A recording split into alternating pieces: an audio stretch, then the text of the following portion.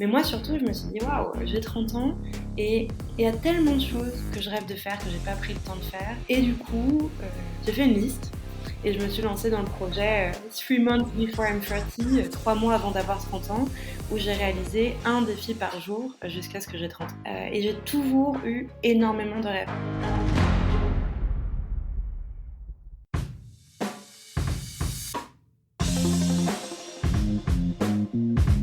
Hello hello, c'est Loïc Blanchard, le créateur et host du podcast indépendant Les Frappés.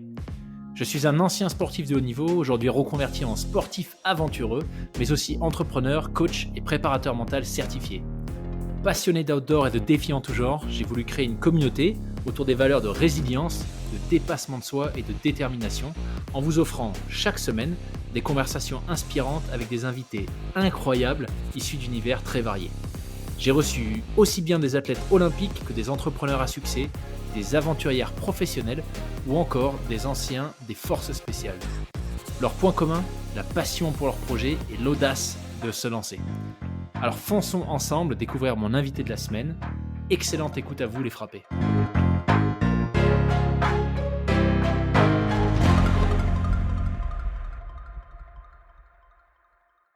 Eh bien, écoute, bienvenue Sophie sur le podcast. Merci Loïc. Je suis ravi de t'accueillir pour que tu nous parles de tes défis. J'en dis pas plus, tu nous expliqueras exactement en quoi ça consiste, mais j'ai vraiment hâte parce que moi j'ai eu la chance d'échanger avec toi en off et j'ai été pas mal impressionné quand même par ce que tu as décidé de mettre en place à un moment donné un peu clé de ta vie. Et puis comment tu l'as fait et comment est-ce que tu as décidé de le partager. Donc, ouais, ravi que tu aies accepté de prendre le temps pour nous raconter un petit peu ton histoire.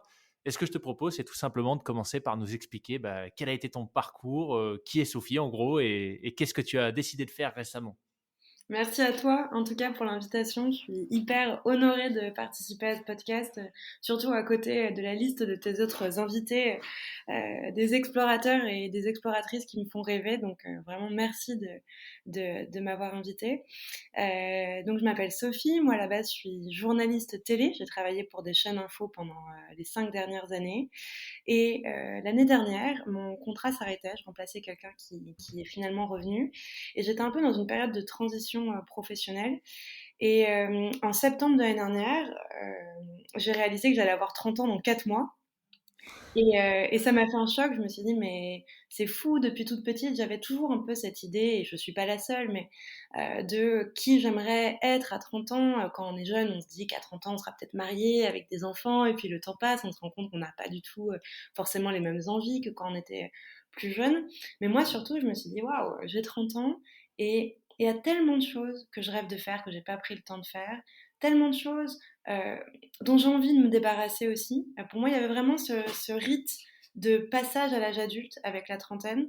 Et je me suis dit, là, euh, la personne que je suis aujourd'hui, j'ai envie qu'elle évolue pour les 10 prochaines années, pour la prochaine décennie que je m'apprête à vivre. Et du coup, on aura le temps d'en parler un peu plus longuement. Je me suis dit, ok, en fait, qu'est-ce que tu veux? Qu'est-ce que tu veux vraiment? C'est quoi tes rêves? C'est quoi les peurs que tu veux dépasser? C'est quoi ces sujets où tu t'es toujours dit, ça me fascine, ça me passionne, et puis en fait, tu prends jamais le temps d'approfondir? J'ai fait une liste.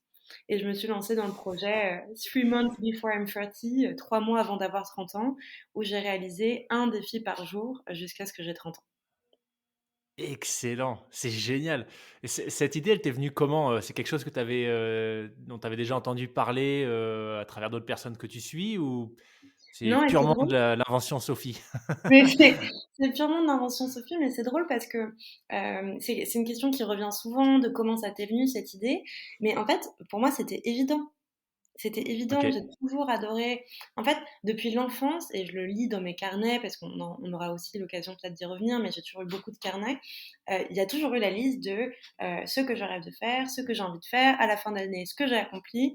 Donc, c'est vraiment quelque chose de très naturel chez moi.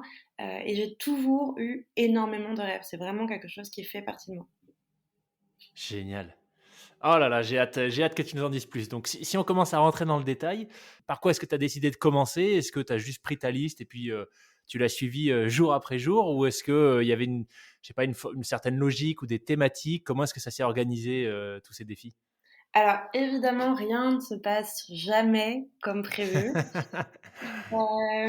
Alors déjà, pour le premier défi, je m'étais dit: «Je vais commencer par un truc qui me fait vraiment peur, comme ça, allez hop, c'est C'est coché». fait. Donc moi, j'ai très, très peur de, tout ce qui implique de la vitesse et de l'altitude. Donc je me suis dit: «Je vais commencer», j'étais, dans la région bordelaise ce week-end-là, par un vol en parapente au-dessus de la dune du Pilat. Évidemment, il n'y avait pas assez de vent, donc c'était annulé. Je me suis dit: «OK, peut-être que je vais faire pardon, du saut à l'élastique ou peut-être que je vais faire ci», puis évidemment, à la dernière minute, c'était impossible. Du coup, le premier défi, je me suis dit: «En fait, vois les choses en face. Le premier défi, c'est de passer ton permis». Donc, heu, alors petit spoiler, nous sommes donc plus d'un an après mes défis. J'en suis à 62 heures de conduite. Je n'ai toujours pas mon permis, mais je continue. Mais voilà, ça a été mon tout premier défi. Donc ça a été déjà de m'inscrire à un logiciel de code en ligne et de commencer à coder. Et le deuxième défi, ça a été de descendre une partie de la Loire en canoë. Ok. Et ça, c'était quelque chose de très important pour moi parce que j'avais commencé à développer une passion pour les activités outdoor et pour la randonnée depuis les 2 dernières années. Et mon cadre de travail faisait que je travaillais tous les week-ends à 80% en horaire décalé. Donc, c'était pas toujours évident d'y mettre des petites sorties outdoor en France. Et j'avais vraiment cet appel qui était très présent. Et du coup, je me suis dit, allez, je me lance tout de suite. Je descends une partie de la Loire en canoë. J'avais jamais dormi dans une tente. J'avais jamais fait de bivouac. Je me disais, mais c'est pas possible d'avoir 30 ans et de jamais avoir fait de bivouac alors que t'aimes tant la randonnée, t'aimes tant être en extérieur. Et donc voilà, j'ai commencé comme ça. Et les défis, j'ai essayé de les organiser de manière un peu logique. Par exemple, le mois de novembre était vraiment dédié à ce que j'appellerais sport et bien-être. Ok. C'est-à-dire que c'était le mois où j'essayais de courir 10 kilomètres en moins d'une heure. Et je me suis dit, on va peut-être faire ça intelligemment pour que ce soit aussi le mois où je bois pas d'alcool, où éventuellement j'arrête le sucre. Et voilà, pour essayer que les défis un peu nutrition, bien-être viennent se mettre un peu au service des défis plus sportifs, performance, pour que tout s'imbrique un peu de manière logique. Mais évidemment, tout ça ne s'est pas passé comme prévu, puisqu'on a été reconfinés 2 semaines après le début de défi. Donc il a fallu que je repense tout. J'avais évidemment tout écrit, j'avais fait une bonne liste des 90 défis pour les 3 mois. Tout était quasiment calé, parfois réservé. Et puis il a fallu tout repenser. OK. Ce qui est intéressant, c'est que en fait, il y a des défis, la 1re fois qu'on en avait parlé, moi, je pensais, tu vois, que c'était un défi, par jour, mais que le défi n'allait pas au-delà de la journée. Mais en fait, non, tu t'es lancé des défis, certes que tu as commencé, le mardi, tu vois, le 3e mardi de novembre, mais en fait qui se sont étalés dans la durée. Donc à un moment donné, tu t'es retrouvé à accumuler plusieurs défis en simultané, si je comprends bien? Ouais, et parfois ça prenait des proportions assez importantes. J'ai le souvenir, par exemple, d'une période où je faisais une formation de 8 semaines d'IMP, c'est de l'Interpersonal Mindfulness. Pour ceux qui méditent ou qui pratiquent la pleine présence, c'est une nouvelle formation qui a été conçue par ceux qui ont popularisé la pleine présence dans le monde. C'est des chercheurs du MIT et notamment John Kabat-Zinn. Cette formation-là, en fait, c'est la dernière un peu formation après les 2 premières, où en fait on médite dans notre rapport à l'autre. Donc c'est une formation qui voilà, dure 8 semaines. J'avais ça. En même temps, j'essayais de courir 10 kilomètres en moins d'une heure. J'avais vraiment beaucoup de mal. Donc je m'entraînais 3 fois par semaine. Et c'est vrai que je pense que j'ai atteint le climax de l'accumulation des défis. Le mois où j'essayais de courir 10 kilomètres en moins d'une heure, dans une semaine où j'étais végane et où j'ai gardé le silence pendant 48 heures. Ah oui. Là, ça faisait beaucoup. Et comment est-ce que tu as fait justement pour dans la durée, à travers ces 90 défis, quand même garder cette notion de plaisir, d'aventure, j'imagine des choses que tu vois, hyper positives que tu étais allé chercher aussi à travers ces défis. Comment est-ce que tu as fait pour faire en sorte que ça reste un plaisir et que ça ne devienne pas, bah, justement une contrainte, tu vois? Quand tu parles de défis comme garder le silence ou, devenir vegan si c'était pas quelque chose que tu étais à la base. J'imagine qu'il y a aussi eu, tu vois, peut-être des je sais pas si le mot est trop fort, mais des sacrifices ou des contraintes que tu t'es imposées. Comment est-ce que tu as géré tout ça du coup, dans le temps? En fait, ce qui est vraiment intéressant, c'est que derrière tout ça, il y a beaucoup plus que des simples défis. Derrière tout ça, il y a le rapport que tu entretiens avec ta volonté, ta discipline. Pourquoi tu veux t'imposer ça? Euh, Est-ce que c'est si difficile que ça d'arrêter la viande pendant une semaine? Pourquoi tu penses que c'est indispensable? Est-ce que tu as vraiment besoin de manger du fromage pendant une semaine? Comment tu vas réagir si on te l'enlève? Qu'est-ce qui se passe? Pareil pour le silence. Pour moi, ça a été très simple de garder le silence pendant 48 heures. Le contexte dans lequel j'étais, pour les autres, ça n'a pas été simple. Et ça a été source de beaucoup de frustration et de colère. Et du coup, comment tu gères une dispute quand tu peux pas parler, par exemple? Donc, je peux pas dire que j'ai toujours pris plaisir à faire tous ces défis-là, mais ça m'a permis de m'interroger sur pourquoi je me mets dans des situations comme celle-ci, en fait. Et notamment, la question de courir 10 km en moins d'une heure, elle est vraiment emblématique, justement, de ce besoin de se faire plaisir et de pourquoi on cherche à se dépasser. Par exemple, avec ce défi-là, moi j'avais toujours un peu cette croyance sur moi que je ne courais pas assez vite, que les autres couraient plus vite que moi. Et je me disais, mais comment ça se fait que pour moi ce soit si difficile? Et c'est pour ça que j'y suis allée. Je me suis dit, en fait, euh, vraiment, tu as un peu plus de difficultés, on va dire, que la moyenne. Donc tu vas foncer et tu vas essayer de travailler ça. Et au bout d'un moment, ça devenait un peu une corvée. Et je me suis dit, mais est-ce que tu aimes vraiment courir, en fait? Euh, Pourquoi tu fais ça? Est-ce que tu fais juste ça parce que tu as l'impression que tout le monde, que tu es un peu à la traîne? Mais en fait, ça n'a pas de sens de se dépasser si c'est pas parce que à la fin, t'en tires un bénéfice. Et, et du coup, quand même, ça a un peu aussi modifié les défis que j'ai fait ensuite. Parce que par exemple, moi j'adore la montagne, mais c'est vrai que j'ai le vertige. Là, ça a du sens. Par exemple, faire des sports d'altitude où tu vas avoir accès à des paysages magnifiques qui vont te remplir et t'apporter quelque chose, là, ça a du sens de se dépasser. Mais se dépasser pour juste se faire du mal, euh, Hmm. pour moi aujourd'hui, ça a beaucoup moins de sens. Même si je rêve toujours de courir un peu plus vite. Donc, si je comprends bien, tu vois, la réflexion que ça a déclenché, ça t'a permis de te dire que bah, c'était pas. Voilà, il y avait peut-être autre chose que tu avais envie d'aller chercher à travers tes défis que juste courir plus vite pour courir plus vite. Mais tu dirais que ça venait d'où peut-être cette croyance que, il fallait que tu cours plus vite ou que tu cours tes 10 km en moins d'une heure en l'occurrence? Je pense que c'est beaucoup dû à la comparaison qu'on peut avoir de soi vis-à-vis des autres. L'année d'avant, j'avais couru le semi-marathon qui avait été annulé, mais on l'avait couru dans Paris avec les deux collègues avec qui je courais. Et on avait mis, je crois, 2h25. Et, euh, et moi, j'avais d'autres copines qui l'avaient fait en 2h10. Et je me disais, mais j'avais l'impression d'une certaine manière que j'étais pas normale en fait. Que c'était pas normal que je cours aussi lentement. Et du coup, au final, évidemment, la course n'est qu'un prétexte. C'est plus un rapport à soi, de se dire, est-ce que j'accepte là où j'en suis? Est-ce que j'accepte là où j'en suis? Si je l'accepte pas, qu'est-ce que je veux changer? Mais surtout, pourquoi je veux le faire et en quoi ça va me servir moi à la fin. Waouh!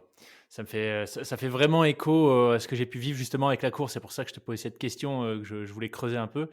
Parce que j'ai aussi eu à un moment donné un espèce de moment, d'expérience un peu clivante, tu vois? Où, en fait, j'ai eu un gros accident. Il y a une voiture qui m'a percuté à l'entraînement, pendant que je préparais un Ironman et ça m'a fait, et j'ai donc, voilà, tout a été fini. J'ai passé 2 mois Ah, allongé et cetera, voilà, j'ai de la chance de pouvoir faire un podcast aujourd'hui. ouais. Mais ça m'a fait beaucoup réfléchir justement à ce que tu dis, en fait. Pourquoi est-ce que je faisais ça, tu vois? Parce que la première, ça paraît complètement fou quand je le raconte ou même quand moi j'ai réalisé ça, mais la première pensée que j'ai eue au moment où j'ai été percuté, ça a été: «Ouf, j'ai plus besoin de faire tout ce que je fais, tous ces sacrifices pour cet Ironman. Là, vu le choc, c'est sûr, je peux pas y aller». Tu vois? Et Mm. c'est quand même dingue de se dire ça, tu vois? Tu te dis: «Mais Ouais. comment Mais est-ce que c'est c'est peut-être possible d'ailleurs pour d'avoir». ça que tu as eu un accident, tu vois. Finalement, l'univers t'a envoyé un peu Ouais. cet arrêt en te disant, voilà, t'as pas envie d'y aller, n'y va pas. Ouais. Ouais, ouais, c'est clair que c'est la question, tu vois? Je me suis posé la question aussi, tu vois? Mais donc c'est intéressant de voir que finalement je suis pas un extraterrestre, mais que c'est peut-être un espèce de cheminement, de parcours qui finit par ressortir quand tu t'imposes entre guillemets des rythmes ou des expériences qui font pas forcément écho à ce que tu as envie de vivre. Donc Ouais. super Oui, intéressant. On est un peu nourri et attiré, hein, j'étais la première à être attirée par tout ce qu'on peut voir sur les réseaux sociaux, sur le dépassement de soi, sur le fait d'aller plus loin, de sortir de sa zone de confort, vraiment sur toute cette imagerie du développement personnel. Mais le développement personnel, il a de sens que si ça correspond à vos propres objectifs. C'est Et clair. c'est aussi un des points que je voulais montrer avec ce projet de 90 défis, c'est que ce qui est un défi pour vous ne sera pas pour les autres et vice-versa. Donc, pour certaines personnes, escalader une montagne, ça va être très simple, mais en revanche, je sais pas, ne pas manger de viande pendant une semaine, ça va être vraiment difficile, ça va vraiment demander une adaptation, ça va vraiment créer de la frustration. Le plus important, c'est de pas se fier aux autres, de pas, peut-être pas trop regarder toutes ces Hmm. vidéos d'exploits, même si ça fait rêver au fond, parce que ça, si ça fait rêver et que ça provoque quelque chose dans votre corps physique, d'avoir des frissons en regardant une vidéo sur quelqu'un qui se dépasse, qui atteint son objectif, bah, peut-être qu'il y a un truc à aller creuser, mais il Ouais. faut le faire pour les bonnes raisons. Pas parce qu'on veut impressionner les autres, pas parce que on veut s'impressionner soi, mais en fait on oublie de se demander est-ce que ça me fait vraiment plaisir. Euh, Pas en oubliant euh, ce qu'on ressent au fond et en laissant tout ça prendre un peu le pas sur le but réel du dépassement. Hmm. Et c'est quelque chose que j'entends pas mal de mes invités aussi, surtout dans l'univers du trail, voire du cyclisme. Et c'est un exemple tout bête, sur l'utilisation de Strava. Alors, c'est Oui. peut-être une application que tu as utilisée quand toi tu courais, mais j'ai eu beaucoup, beaucoup d'invités qui m'ont dit en fait qu'au bout d'un moment, ils avaient, et même des coureurs professionnels, hein, ou des trailers pro qui m'ont dit qu'ils avaient fini par arrêter d'utiliser Strava.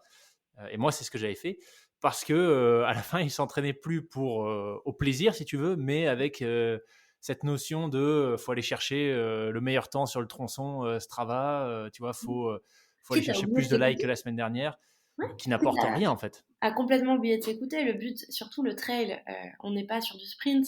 Donc le but, c'est pas de faire un chrono. Le but, c'est de tenir. Enfin, il y a évidemment cette notion de chrono, mais il y a cette notion de courir au long cours. Donc c'est normal que pendant l'entraînement, il y ait des jours où on soit pas assez performant. Mais en fait, c'est justement ces jours-là où on va se recharger un peu, où on va prendre un peu du temps pour soi, on va voir les choses différemment.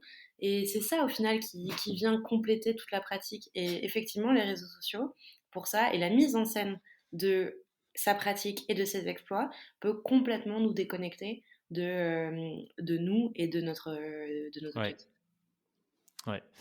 100% d'accord avec toi. Et tu vois, c'est aussi pour ça que j'avais créé le podcast. Et après, j'arrête de parler et j'enchaîne avec des questions pour toi. Mais justement, pour parler de cette partie un petit peu cachée de l'iceberg, quand on parle de réussite, quoi que réussite veuille dire, tu vois, pour certains, c'est un chrono sur l'UTMB. Pour d'autres, c'est un trip à vélo pour aller acheter un brie. Mais Par voilà, hasard. par hasard, voilà. Quoi qu'on entende par réussite, en fait, c'est euh, je pense qu'il faut faire vraiment attention justement à la façon dont les aventures, les défis, les expériences sont partagées et surtout j'ai l'impression alors c'est peut-être la philosophie à deux balles, mais l'évolution de la société nous amène à penser, tu vois, que la réussite est de plus en plus instantanée, que c'est la course au toujours plus. Aujourd'hui, quand tu vois l'UTMB, tu as l'impression que n'importe qui peut s'inscrire et tu vois aller faire sa course de 170 km comme ça. Mais on oublie de regarder les 10-15 ans de pratique qu'il y a eu avant, les entraînements, les sacrifices, les blessures, et surtout les vraies motivations. Parce que les gens qui font ça, généralement, ceux en tout cas qui arrivent à le faire en prenant du plaisir, c'est que ça... Il y a une flamme, tu vois, il y a quelque chose qui brûle. Ils ne le font pas pour raconter ça à leurs amis le week-end. Ou alors, si c'est le cas, ils le font une fois, mais ils n'y retournent pas tous les ans. Ouais. Donc, c'était aussi pour ça, tu vois, que je voulais, à travers le podcast, rencontrer des gens comme toi et comme tous les invités que j'ai, qui ont cette flamme et qui font des choses extraordinaires, mais qui les font ça se sent quand ils en parlent, ils le font pour des raisons, ils sont parfaitement alignés, tu vois. Il y a j'allais dire de bonnes raisons. Je sais pas, je sais pas s'il y a de bonnes et de mauvaises raisons, mais en tout cas, des raisons qui font sens pour eux, pour lesquelles ils se lancent dans des aventures aussi dingues euh, que celles qu'ils partagent sur le podcast. Ce qui m'amène à une autre question, Sophie. C'est justement fort, tu vois, fort de ces apprentissages. Enfin, s'il y a eu une adaptation, mais comment est-ce que la façon dont tu abordais tes défis a évolué au fil des 90 jours? Bon, déjà, elle a évolué au fil des possibilités. Ouais. gouvernementale. Donc, tu vois, par exemple, je devais faire un stage de survie. Bon, ça, du coup, ça a dû être annulé. Je devais poser nue aux Beaux-Arts. Bon, bah, ça, c'était pas possible. Donc, il y a eu beaucoup de choses qui ont été annulées. Du coup, ce qui était vraiment intéressant, c'est que notamment pendant le reconfinement, j'ai été obligée de me dire comment tu peux mettre de l'aventure et du challenge dans ta vie quand tu es enfermé. Et ça, c'est très très fort pour moi parce que ça s'adapte à tout en fait. Là, on était confinés, mais on peut se sentir enfermé dans sa vie même en étant parfaitement libre. Et on peut se sentir parfaitement libre en étant dans un cadre restreint. Mhm. Et du coup, finalement, c'était un challenge de plus de devoir repenser tous ces défis et de me dire, OK, qu'est-ce que je peux faire au quotidien? Et puis en fait, il y en a quand même un par jour, donc il faut dérouler, il faut pas perdre de temps et parfois c'était un peu le stress pour ça. Euh, il y a eu aussi un peu la magie de la vie qui s'est mise en place, où les défis se sont imbriqués plus ou moins les uns avec les autres, et puis en fait, des choses qui n'étaient pas possibles se sont mis à être possibles un peu plus tard. Je regarde juste la liste des défis parce que ça va me permettre aussi d'avoir un petit peu de recul. Bah, par exemple, ce que je constate, c'est que quand j'ai eu 30 ans, j'ai décidé de ne pas arrêter le projet parce que justement, il y avait plein de défis que j'avais pas eu le temps de faire, parce qu'ils demandaient du temps, parce que du coup, ils pouvaient pas s'accumuler, parce qu'avec les contraintes environnementales, enfin gouvernementales et sanitaires, j'avais pas pu les faire. Et ce que je constate, c'est que vers la fin des défis, j'ai fait beaucoup plus de défis feel good qui vraiment me faisaient plaisir, qui était peut-être moins intense. Je pense que ça a été vraiment très intense émotionnellement pour moi, tous ces défis. À la fois le rythme, le fait d'en faire un par jour, et à la fois aussi parce que ça a vraiment convoqué des peurs très profondes chez moi. Tu vois, par exemple, la conduite, ça pourrait paraître anodin, et pour moi, c'est très, très éprouvant. J'ai vraiment peur de la vitesse, donc c'est vraiment les heures de conduite sont des petites aventures en elles-mêmes. Et ça a été le cas, par exemple, pour la nuit dans l'igloo, ça a été le cas pour le parapente, ça a été le cas pour tout ce qui était voilà, un peu immersif. Mais, et parfois c'est ça aussi le vrai défi, c'est de prendre du temps pour soi. Mhm. Euh, et pour toutes ces choses, on se dit, ah, j'aimerais bien faire ci, mais en fait, je le fais jamais. Et par exemple, ces défis, ça va être lire enfin ce livre qu'on vous a offert. On nous offre souvent des livres à Noël pour une invitation, mais quand est-ce qu'on les lit? Quand est-ce qu'on se C'est dit, vrai. ok, je le prends, ce livre sur ma bibliothèque qui est en train de prendre la poussière depuis un an et je le lis. Ça, c'était vraiment du temps pour moi, du temps pour respecter aussi la personne qui m'avait offert ce livre. Il y avait aussi d'autres défis dans le style voir 30 films cultes. J'avais jamais vu Scarface, j'avais jamais vu Taxi Driver, et tout ça, c'était, mais voilà, je prends le temps. Et en soi, on pourrait se dire, mais c'est pas un défi ça. Mais bien sûr que si, c'est un défi de prendre le temps de enfin réaliser tout ce qu'on a toujours eu envie de faire. Et donc, Mhm. pareil, par exemple, je m'étais dit, je vais voir 30 lieux et œuvres d'art emblématiques de Paris. Et j'ai réalisé que j'étais jamais allée au musée d'Orsay. Ça paraît fou pour une Parisienne comme moi de jamais y avoir mis les pieds. Ou j'étais jamais allée voir la Sainte-Chapelle. Voilà, tout ça, c'est des défis parce que on prend le temps de se dire, j'arrête de dire, ah, je rêve de le faire et je le fais pas. C'est l'exemple que tu donnes, tu vois, sur le fait d'être parisienne et de pas forcément être allée, faire certains musées ou voir certaines œuvres. Pour avoir beaucoup bougé, en fait, la conclusion chaque fois qu'on changeait d'endroit, qu'on changeait de pays, c'était: «Ah punaise!» On s'était dit en arrivant, tu vois, qu'on ferait, je sais pas, au Canada, qu'on irait à Québec et bon, en l'occurrence, on l'a fait, mais j'ai eu beaucoup d'amis qui me disaient: «Ah punaise, je suis arrivé il y a un an, je m'étais dit que j'irais à Québec et je suis jamais allé» ou là, on vient de quitter la Suisse, on a fait beaucoup de choses.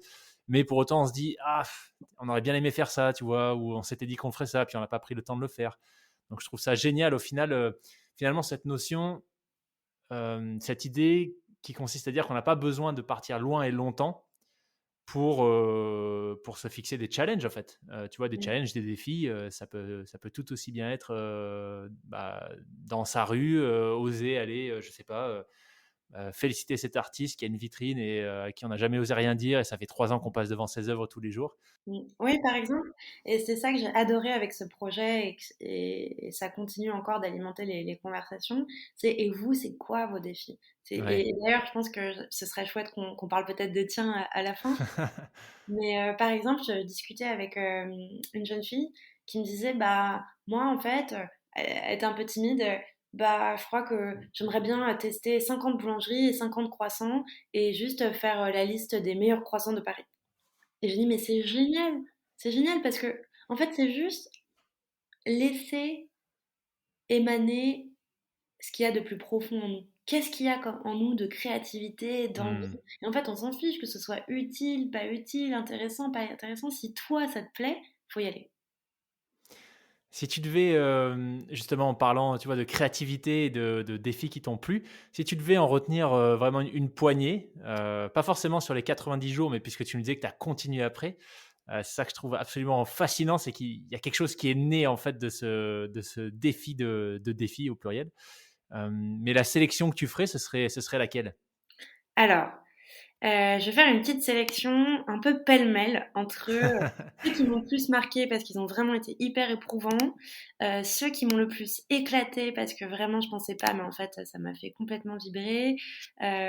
Alors, clairement, celui qui m'a peut-être le plus marqué, c'est celui où j'ai construit et dormi dans un igloo avec mon père. Déjà parce que je partageais ce moment avec un membre de ma famille.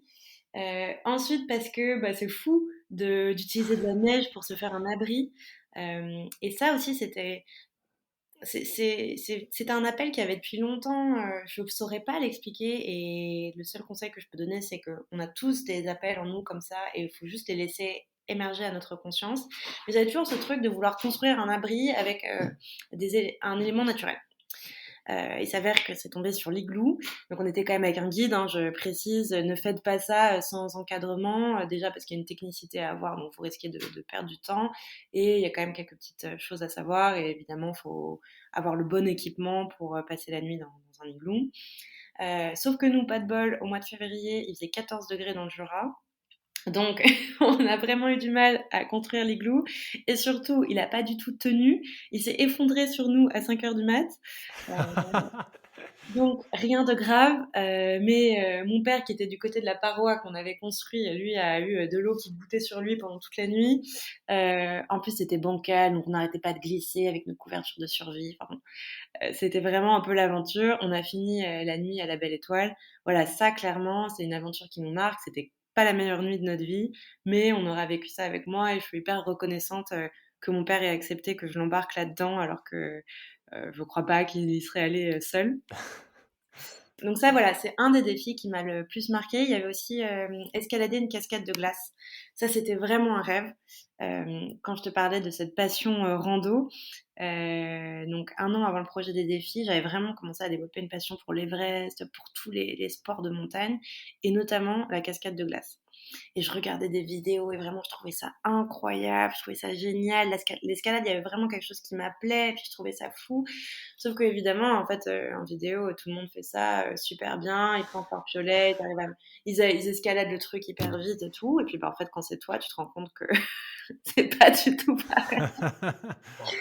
Et vraiment, j'étais paniquée. Et en fait, la première longueur, le guide me montre et tout. Je me prends un peu la main avec les piolets, avec mes crampons pour m'enfoncer dans la cascade et tout. Et puis en fait, bah, la deuxième longueur, il part. Et puis en fait, il part, il part, il part. Et là, je me dis, mais il va à quelle hauteur là? Parce que il va falloir que moi, je monte tout seul. Et puis bah là, j'entends un écho un peu qui veut dire vas-y, quoi. Il tend un peu la corde. Et là, je me dis, ok, c'est à moi. Sauf que je le vois pas. Et puis en fait, je commence un peu à avancer sur la longueur et puis je tétanise. Vraiment, j'étais comme ça avec mon piolet. On peut pas me voir, mais ma main, elle tremble. Et puis du coup, mes genoux aussi. Et puis du coup, je me tenais pas du tout bien. Donc mes genoux arrêtaient pas de taper contre la glace. Et j'ai eu des bleus, mais vraiment sur l'intégralité des jambes. Et du coup, j'ai quand même continué parce que... et là aussi, en fait, pourquoi tu continues? Est-ce que tu te fais du mal? Hmm. Ou est-ce que tu te dépasses et t'apprends à gérer ta peur? Et donc c'est un peu toute la limite parfois avec ces défis, c'est est-ce que là, je suis juste en train de me forcer et de pousser le bouchon et en fait de me traumatiser toute seule? Ou est-ce que je suis en train de vivre une expérience qui m'apprend comment je réagis dans des situations de stress, des situations que je maîtrise pas et qu'est-ce que je peux faire pour retrouver une zone de confort? Ou en tout cas, pour accepter les choses telles qu'elles sont. Est-ce que là j'ai trop peur, je m'arrête? Est-ce que j'ai trop peur, mais je continue? Et donc j'ai un peu continué. Et puis au bout de 70 mètres, normalement c'était 120 mètres, 70 mètres de hauteur, j'ai dit ça va, j'ai eu ma petite dose d'adrénaline. Euh, j'ai le vertige. J'étais plus sûre de prendre tant de plaisir que ça. Et en même temps, j'étais quand même fière. Et tu vois, là, je t'en parle, j'ai eu super peur, mais j'ai trop envie de recommencer. Donc, euh, donc voilà. Et puis après, bon, je suis désolée, c'est vrai que tous ces défis, c'est tellement passionnant. Je vais essayer de peut-être pas en donner trop, mais il y a eu des défis qui étaient tout simples, mais qui m'ont procuré tellement de joie. Par exemple, apprendre une suite de chiffres la plus longue possible en 5 minutes. Mais ça, j'adore. Et ça, franchement, si je pouvais le faire tous les jours, si quelqu'un, il y avait toujours quelqu'un pour m'écrire une suite de chiffres, quoique je peux le faire seule, mais je le fais tous les jours. Parce que ça, c'est génial. Déjà parce que tu as cette contrainte de temps qui va te mettre dans une situation un peu de stress pour ton cerveau. Tu vois cette suite de chiffres et tu te dis, OK, tu as le défi de te dire de quoi je suis capable en 5 minutes. Et là, ce qui est vraiment intéressant dans ce défi, c'est que moi qui ai une mémoire visuelle, et ben, ça a été l'auditif qui m'a permis de retenir un nombre important de chiffres. Et ça a été vraiment de créer une mélodie avec les chiffres. Tu vois, 4, 2, 2, 8, 8, machin. Et en fait, c'est cette mélodie qui m'a permis d'aller un peu plus loin. J'avais la mémoire visuelle des chiffres, mais aussi cette mélodie qui permettait. Et donc ça, c'est trop bien, parce que, bah, en fait, en 5 minutes, tu as fait quelque chose dont tu n'as absolument pas l'habitude, qui te donne des clés pour la suite. Parce que moi, quand je travaillais dans les chaînes info, on était souvent amené à faire des interventions en direct, donc il fallait apprendre ton texte, il fallait l'apprendre très vite. Et donc, ça développe une partie de ta mémoire. Mais là, du coup, Hmm. ça me permettait de développer une autre partie de ma mémoire.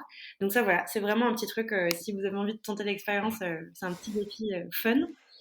Et puis, il y avait des défis, voilà, apprendre un mot par jour, ça c'est trop bien, je le continue encore aujourd'hui, j'adore, c'est tellement passionnant sur l'histoire de la langue en France, sur voilà, utiliser des mots qui définissent des réalités qu'on n'a pas l'habitude de convoquer. Et puis, je pense le plus gros des défis, celui qui m'a pris le plus de temps, c'est un défi qui m'a été donné par l'une de mes meilleures amies qui est entrepreneuse, qui m'a dit écoute, ça fait des années que tu nous fais des carnets pour nos anniversaires, les mariages, tu fais des carnets de voyage et tout. Je veux que tu crées ta marque. Et c'est comme ça qu'en fait j'ai créé ma marque de papeterie qui s'appelle Carnet Goguette et que j'ai créé mon premier produit qui est un carnet de voyage comme une évidence qui s'appelle La Grande Aventure.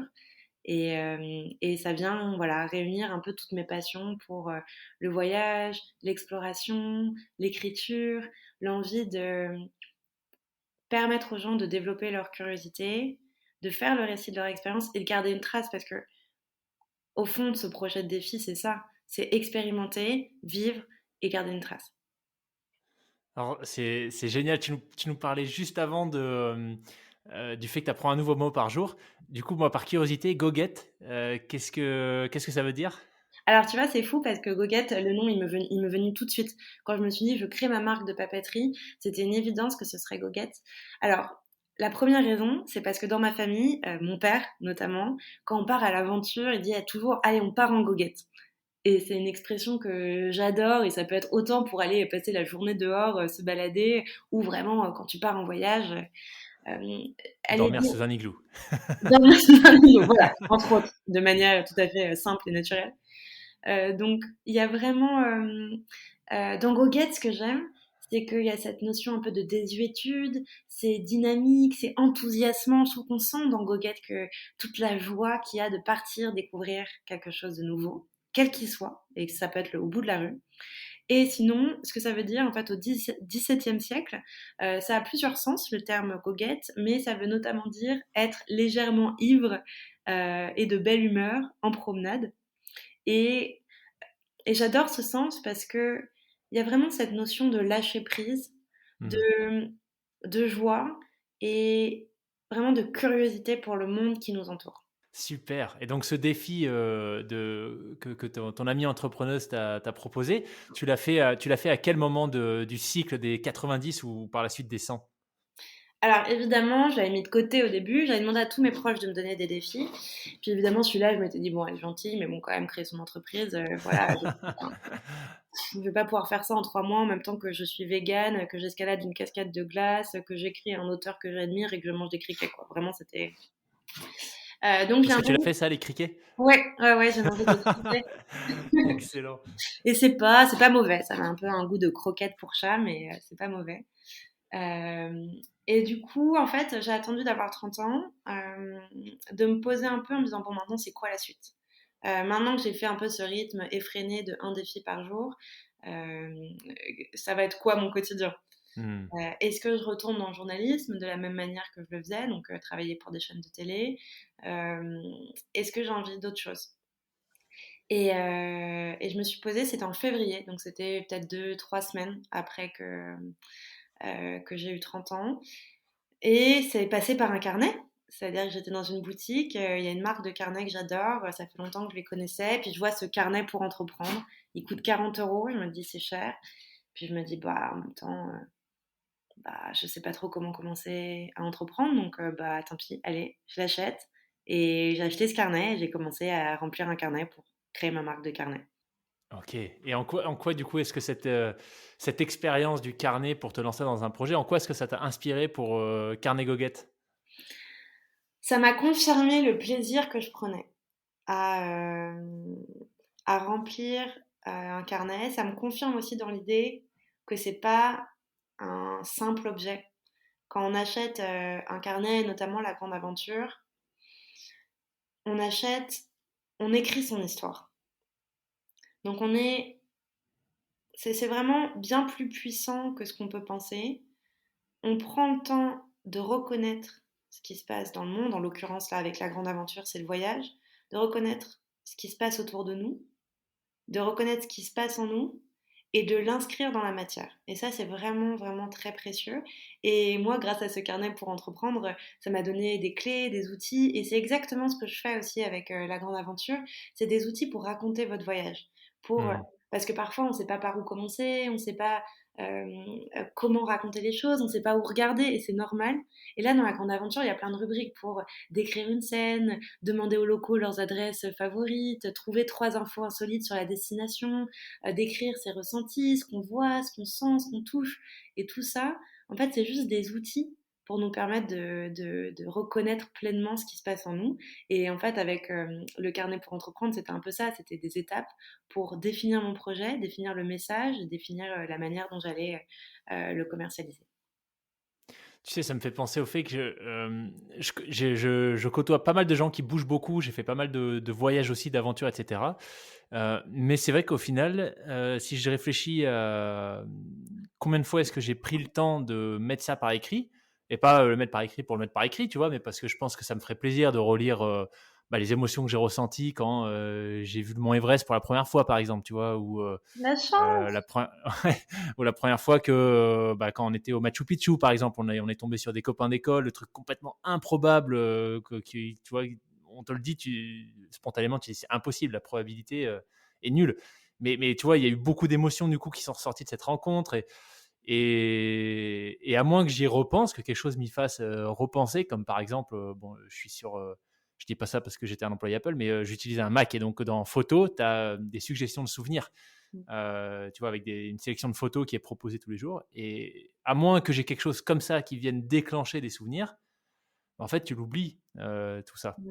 Et moi, je sais que, je sais pas si ça parle à tout le monde, et peut-être que ce sera ma question, tu nous diras ce que tu en penses, mais l'écriture, moi, je trouve ça super puissant pour, en fait, comme outil, comme tu dis, comme outil, pour venir ancrer, en fait, des mémoires, des émotions, et pouvoir t'y référer plus tard. Donc, du coup, ma question, c'est comment est-ce que toi concrètement tu l'as déjà utilisé, ce carnet? Alors c'est très marrant parce que plusieurs fois, là dernièrement, je suis partie en voyage, je me suis dit: «C'est fou ce carnet, il m'aide» et je me suis dit: «Est-ce que tu te rends compte la puissance du truc? Tu as créé un outil qui t'aide toi-même, à reconnaître ce qu'il y a d'incroyable dans ta vie et à prendre du recul» Et par exemple, alors c'est vrai que ce carnet, en fait, les rubriques, elles sont venues tout de suite, c'était une évidence, ça a été finalement très très simple de le créer, parce que, et c'est drôle, j'ai retrouvé il y a peu de temps le tout premier carnet de voyage que j'ai écrit, c'était il y a pile 20 ans, alors ça c'est fou, c'était en 2001, j'avais 10 ans, et il y a pile 20 ans, je commence mon premier carnet de voyage, et en fait, c'est déjà ce que je fais aujourd'hui. J'ai le petit ticket d'entrée du musée, je décris, j'ai vu à cette époque un musée de la vannerie, je décris à quel point c'est passionnant, tout ce qu'on peut faire avec de l'osier, mais ça demande vraiment beaucoup de travail. Et je suis allée voir Cusco au cinéma et c'était vraiment très intéressant pour telle raison. Et, et en fait, tout est déjà là. Il y a un Polaroid de mon père qui fait une grimace, il y a mes tickets de concert, il y a, enfin, en fait, à l'époque, et finalement, c'est ça aussi, c'est peut-être ça que j'ai envie de transmettre, c'est tout est déjà en vous, tout est déjà là, Mmh. il faut juste le laisser sortir. En fait, moi, c'était déjà là, à 10 ans, je le faisais très spontanément, d'avoir envie de raconter, de rendre compte de ce que j'ai vu, d'inscrire dans la matière, de dire voilà ce que j'ai fait, et puis de laisser une trace.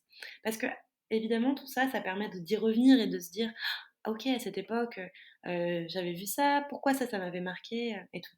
Mais du coup, de manière plus concrète, pour répondre à ta question sur comment j'utilise la grande aventure, bah, c'est génial. Avant de partir, c'est une partie que j'aime bien. En fait, la grande aventure, il est conçu en 3 parties, avant, pendant et après.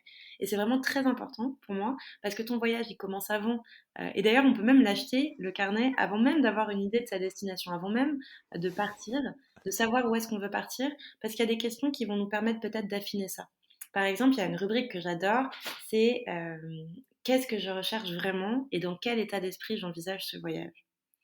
Et pour moi, elle est vraiment tellement importante et j'invite tout le monde à se poser cette question avant de partir, avant de se dire je vais en Grèce, il faut absolument que je coche cette liste et que je vois ça et ça. Mmh. C'est plutôt, mais qu'est-ce que je veux? Pourquoi je pars en vacances? Est-ce que j'ai besoin de changer d'air? Est-ce que j'ai besoin de me reposer? Ça, c'est aussi quelque chose qu'on oublie complètement, qu'on a besoin de se reposer parfois, donc ça sert à rien d'enchaîner les visites. Est-ce que j'ai envie de prendre du temps pour moi? Est-ce que j'ai envie d'aventure? Est-ce que j'ai envie de fête? Est-ce que j'ai envie de rencontre? Et en fait, en fonction de ça, on va déterminer son voyage. En tout cas, c'est ce que j'invite à faire avec ce carnet. Et par exemple, c'est ce que j'ai fait dans les différents voyages que j'ai pu faire récemment avec la personne avec qui je voyageais, de dire, OK, toi tu veux ça, toi tu veux ça. Et ça nous a permis de tellement dire ce qu'on voulait vraiment. Moi, par exemple, je voulais du temps pour nager, pour avoir vraiment de faire de la randonnée aquatique. Mon père, par exemple, on est parti en Grèce ensemble. Lui, il voulait vraiment passer du temps avec moi, donc c'était chouette qu'il puisse le formuler. Et puis, il formulait les choses de manière hyper fun, comme, enfin, très lyrique. J'adore, comme je veux ressentir l'esprit des Cyclades. Et, et moi, j'étais beaucoup plus terre à terre de je dois aussi travailler, donc je veux pas être en excursion toute la journée. Et donc ça, voilà, pour moi, ça c'est une partie du carnet qui est hyper importante. Ensuite, il y a plein de petites rubriques pour développer votre curiosité. Moi, j'adore apprendre, j'en ai vraiment besoin, et je trouve ça trop dommage quand on est dans une destination de pas en apprendre plus sur la culture, sur les usages, surtout ces petits trucs qui vont vous interpeller vous. Et moi, ce qui va m'interpeller pendant un voyage, c'est pas forcément ce que toi va t'interpeller, mais l'important c'est justement d'aller chercher ça. Et par exemple, du coup, il y a des rubriques avec 3 infos insolites à trouver, 3 livres à lire sur la destination. Moi, la lecture, l'écriture, la langue, c'est hyper important.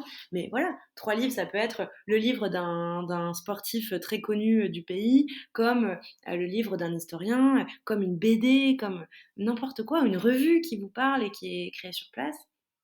Et il y a aussi les personnages célèbres. Et ça, par exemple, ça peut être bah, aussi bien un homme politique, un historien, un joueur, un chanteur. Tout est modulable, tout s'écrit selon vous. Mais l'idée, c'est vraiment d'aller creuser un petit peu plus loin que ce que vous pouvez trouver dans les guides. Il y a aussi un gros focus, et ça c'était vraiment important pour moi, sur la pleine présence et les émotions. Et d'ailleurs, le carnet, il est en ce moment en campagne sur Ulule, si vous voulez le soutenir. Et avec le carnet, un achat du carnet, il y a une méditation du voyage. C'est la première méditation que j'ai écrite. Euh, et c'est une méditation pour soit méditer quand on voyage, soit voyager en méditant depuis chez soi. Et ça va vraiment avec le carnet parce qu'il y a beaucoup de rubriques sur qu'est-ce qui me met en joie à l'idée de partir, qu'est-ce que je ressens, C'est quoi mes premières impressions? C'est quoi mon ressenti au bout de 10 jours? Qu'est-ce qui m'interpelle? Et surtout, il y a toute la partie après. Et c'est en ça que moi, le carnet m'a beaucoup aidée, surtout dans le dernier voyage que j'ai fait, où c'était un peu la folie, tout allait tellement vite, et nos vies vont extrêmement vite. Où j'ai pris le temps, dans l'avion du retour, de remplir mes rubriques. Je me suis laissée porter par ma propre offre, avec ce que j'ai le plus aimé. Et là, je me suis dit, waouh, mais attends, tu te rends compte tout ce que tu as fait en un mois, toutes les expériences de dingue que tu as vécues, tous les gens que tu as rencontrés. Waouh, est-ce que tu peux prendre un peu de temps pour savourer là avant de déjà penser à la prochaine étape, déjà penser à tout ce que tu dois faire en rentrant à Paris? Et, et pareil pour euh, toutes les galères, il y a eu aussi plein de galères, mais en fait j'étais super contente de les noter parce que bah elles sortent de moi, en fait je les inscris, et puis c'est sûr dans 5 ans quand je vais relire le carnet, je vais trop rire en lisant qu'effectivement j'ai pris des douches froides pendant 2 semaines parce que là où j'étais il y avait plus d'eau chaude. Euh, Enfin, et, et surtout pour toute la partie reconnaissance, alors on entend beaucoup parler de carnet de gratitude et on peut le dire que ce carnet, il y a aussi vraiment un aspect carnet de gratitude. Ça m'a vraiment aidé à lister toutes ces choses pour lesquelles j'étais reconnaissante, pour tous ces moments de partage que j'avais vécu et, et vraiment instantanément tout le stress que j'avais sur la création de mon entreprise, sur les enjeux, les deadlines, tout ça, en fait ça avait plus d'importance. Parce que je me disais, mais waouh, savoure un peu, regarde tout ce que tu as fait, tout ce que tu as partagé. Et en ça, c'est vraiment selon moi, vraiment très important et très puissant et je recommande à tout le monde de le faire. On vit tellement dans la vitesse aujourd'hui, on est tout le temps sur nos portables. Euh, Prendre le temps d'écrire, et d'ailleurs le carnet il est vraiment conçu pour que ce soit pas trop long. C'est des petites touches, on peut l'écrire dans le bus, au café en attendant ses plats, à l'apéro, pendant que Claude prend sa douche avant de sortir. Enfin, c'est vraiment des petites rubriques, mais c'est tellement important. Je suis 100% d'accord avec toi. Et moi, ça m'inspire enfin, deux remarques, si tu me permets. La première, c'est que je trouve génial de voir qu'en fait, de ces défis où on pourrait se dire, bon, bah voilà, très bien, tu vois, c'est des défis que tu as fait pour toi. Mais au final, il y a quand même cette notion de partage. Et puis, en fait, il y a un vrai projet entrepreneurial qui en est sorti. Et je trouve ça, enfin, c'est juste, c'est incroyable, tu vois, c'est de quelque chose qui peut paraître peut-être anodin et très personnel. En fait, il y a une aventure entrepreneuriale qui en ressort. Mm. Donc déjà, pour ça, franchement, bravo. Et puis Merci. la deuxième remarque, c'est que ça fait, je ne sais pas si tu l'avais imaginé comme ça, mais carnet d'aventure, en tout cas, le fait de proposer une sorte de... euh, comment est-ce qu'on dirait ça en français, de guide à la réflexion sur l'avant, le pendant et l'après certaines expériences. Bah, c'est quelque chose que j'avais commencé à utiliser dans le sport, parce que j'ai fait du sport de haut niveau, Ouais. et dont je suis absolument convaincu de l'intérêt et des bénéfices en fait. Mm. Parce que comme tu l'as dit, enfin, on a des vies qui s'accélèrent, on est hyper connecté, hyper sollicité. Là, tu vois, ça fait ouais, 1 heure qu'on est sur le podcast. J'ai 18 notifications, 3 appels en absence.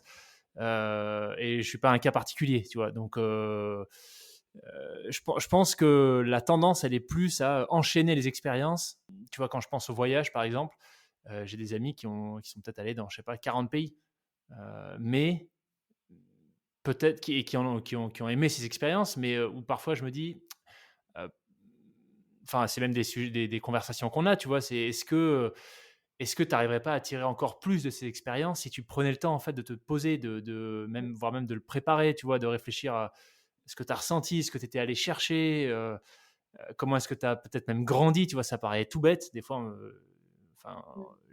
on me regarde avec des grands yeux quand je dis ça, mais le développement personnel, ça passe aussi par ce genre de petites réflexions sur des expériences qui peuvent paraître anodines, mais en fait qui ne le sont pas, tu vois. Bien sûr. Euh, Mais c'est vrai qu'en fait, surtout, que le voyage est vraiment propice à ça, pour plein de raisons. Déjà parce que il nous sort de notre contexte. Donc en nous sortant de notre mhm, contexte, forcément, il y a différentes parts de nous qui s'expriment pas au quotidien, qui commencent à s'exprimer. Ensuite, on a du temps. Et c'est vrai, dans nos vies peut-être actuelles, on est toujours à courir entre le travail, les transports, les amis, voilà, toutes les contraintes et toutes les choses qu'on doit faire tout le temps. Mais là, waouh, Qu'est-ce qui se passe en nous quand on a du temps? Et il y en a que ça angoisse, et c'est pour ça quand aussi il y a plein de gens, ils font plein de choses, pour surtout jamais se poser, jamais avoir à se dire, mais qu'est-ce qu'il y a en moi quand je me dépose là, quand je suis là et que je fais rien? Qu'est-ce qui se passe? Et c'est un peu le principe et les bienfaits aussi de la méditation. Et puis, ça nous permet d'être confrontés à des expériences nouvelles. Et forcément, en étant confronté, on va se dire, waouh, comment je réagis? Comment ça résonne en moi? Et à partir de là, il peut y avoir des choses incroyables qui émergent. Et c'est un peu ce qui s'est passé avec moi pour le projet de 3 mois de défi. C'était un voyage en soi. Et Carnet Goguette est né de ce voyage, en fait. Parce que, et d'ailleurs, il est aussi né de cette envie de ralentir, parce qu'un défi par jour, c'était trop. Je le recommanderais pas, faites pas ça, ou en tout cas, faites des défis plus simples, mais faites-vous un défi par mois, un défi où vous prenez vraiment le temps.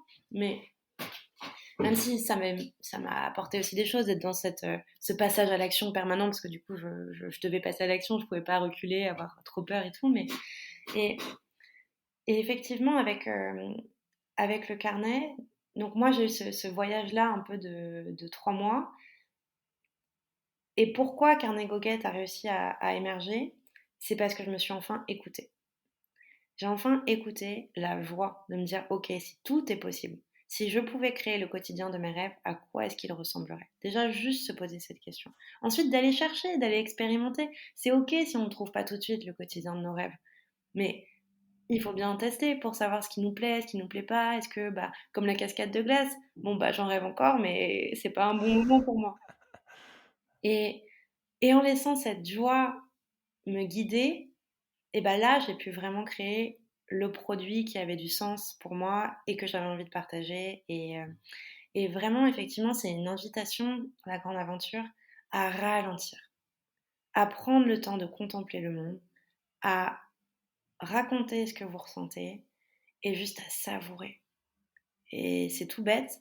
Pas besoin d'aller au bout du monde, pas besoin de partir 1 mois en sac à dos. Ça peut être 3 jours dans le Morvan, 2 jours à Fontainebleau. Mais juste de prendre le temps d'observer. Et effectivement, l'écriture, c'est un outil extrêmement puissant. C'est d'ailleurs un de mes défis de faire 1 semaine d'atelier d'écriture. Et c'était l'un des défis qui m'a le plus bouleversée aussi. Et l'écriture est transformateur. Tout le monde peut le faire. On peut le faire de n'importe où. On n'a pas besoin de bien écrire. On n'a pas besoin de lire beaucoup. Mais on a des choses à dire. Tout le monde a quelque chose à dire. Et le laisser sortir, c'est aussi laisser la magie opérer. Wow, c'est beau ça. Je suis devenue poète. J'avais toute ma ligne de poésie dans mes défis. Donc... Génial. Écoute, vraiment un grand merci Sophie. On arrive déjà au bout. Mais écoute, j'encourage tout le monde à aller regarder, faire un tour sur Ulule. Comment est-ce qu'on fait pour trouver ton projet s'il y en a qui veulent te soutenir? Tout simplement, grande aventure sur Ulule. Ouais, il suffit de taper Carnet Goguette sur le site d'Ulule. Sinon, vous pouvez aussi me suivre sur Instagram @carnet au pluriel Goguette. Vous aurez toutes les infos, le lien pour précommander le carnet, et il n'est disponible que jusqu'au 10 décembre à un tarif préférentiel. Ensuite, il sera disponible, mais il sera forcément un petit peu plus cher. Génial. Un grand merci Sophie, merci beaucoup pour tous ces partages, bravo pour tes défis. Et attends. Moi je veux savoir, c'est quoi toi tes défis? Ce serait quoi le rêve? Dis-moi. Oula, le rêve, compliqué d'en sélectionner un, mais si on avait que dans les défis, j'aimerais bien, en termes, je ne sais pas si c'est un défi ou un objectif, mais que le podcast se pérennise, qu'on continue d'avoir des invités complètement dingues et pour longtemps, enfin puisque pour le moment je suis encore tout seul. Et ensuite, en termes de défis, il y en a 2 qui me viennent en tête. Le premier, c'est un tour de Corse en kayak, en autonomie, donc qui devra être fait normalement à l'été 2023. Et si la situation sanitaire le permet, une traversée de l'Islande à pied en solo et en autonomie cet été. Génial. Si c'est possible. Hâte de suivre ça. On se fera un épisode débrief, puisque toi, à ce moment-là, j'imagine que tu seras arrivé au bout de tes 100 défis, mais il y en aura peut-être d'autres qui seront arrivés derrière. Et peut-être que si tu en fais 100, pourquoi pas 200? Carrément, à fond. En tout cas, un grand merci encore une fois, Sophie. Merci. Tout meilleur pour la suite, et puis je te dis à très bientôt. À très vite.